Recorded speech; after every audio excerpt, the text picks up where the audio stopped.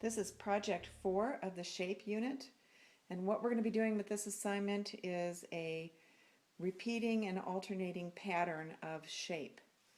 The materials that you're going to need for this project is a 12 by 18 piece of white paper, scissors, a Sharpie black marker, something with a thin point, a pencil, and some colored pencils. Okay, first I want to come up with a shape. So the paper that I'm going to use, the size that I'm going to use, this is 4.5 inches by 6 inches. Then I came up with a shape, and the shape I chose was the dog, the barking dog. If you're not familiar with Keith Haring, he's one of my favorite, I think he's called the Subway artist. He does a lot of shapes, interesting shapes. I like this one a lot. So basically what I want is to get my shape pretty much to fill up the paper. I don't want small shapes, something pretty substantial.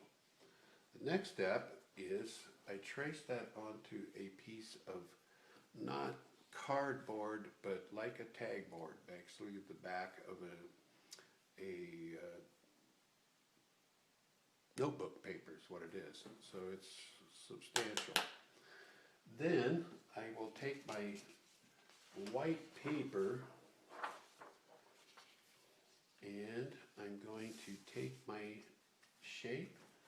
I'm going to place it onto the paper. I want to go right to the edge.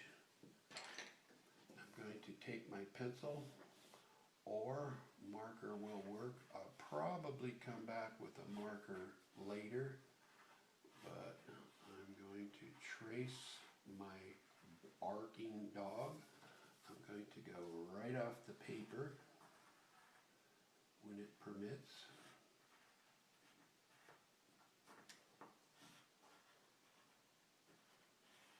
Okay, once I trace that shape, I want to flip it over. I'm going to have the tails touch, ears touch, and I will trace it again. So it is important on this shape that you have something touching at the very top of the paper, that you have your shape touching the previous shape in a particular spot, and then having the shape on the first time that you trace the shape, having the first shape touch at the left and at the top of the paper. And when he's finished drawing, I'll have him show you where it touches at the top of the paper. So the first shape, it's touching on the left and at the top. And then when you draw the second shape, the tails touch. It's touching at the top. And now you continue drawing the rest of the shape where it touches off the edge of the paper. And the reason you're doing it this way is in the next unit, we're going to do something with repeating shapes called a tessellation. And a tessellation only works if you have it touching at the same spots each time you draw the shape. Okay, my next step will be to flip the pattern over. I want the pieces, the legs to touch again, and I will trace again. Like I say, if you want to use a permanent marker, works very nicely. I found that if I use a pencil first, I don't have to worry about mistakes quite so much. And okay, now I want to flip it again, to turn it over upside down, make sure the tails touch, the legs touch, and I'll trace this pattern again. It really helps to have a pretty strong pattern to trace. If you use a single piece of paper, it gets a little frustrating.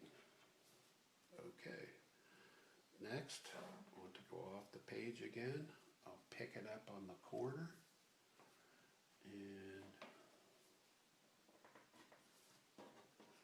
there we go. Okay, so I have my positive shape, negative shape. It's creating negative shapes. Negative, negative, negative. Positive, negative shapes. Okay, then to continue on, I just keep doing the same thing again. I will trace my pattern, finish this one, and then I'll show you after that what happens. Obviously, my next step will be to flip it over and continue on to fill the entire page. After you do that, like I say, you may want to use a marker and kind of shows up, separates the colors nicely. Even I'm ready to color. When I'm ready to color, I'm going to use a colored pencil. I'm pressing pretty firmly. I'm going to press about as hard as I can so that I know that the color won't break. After that, after that, once you get your color in, you may want to put color into your negative spaces and enjoy this, have fun with it. So when you finish the finished product, there should be no white spaces on your page. Everything should be colored, both positive and negative spaces. Just use a limited palette so that you make sure that you create the unity by the color that you have chosen in the work. All right? Have fun.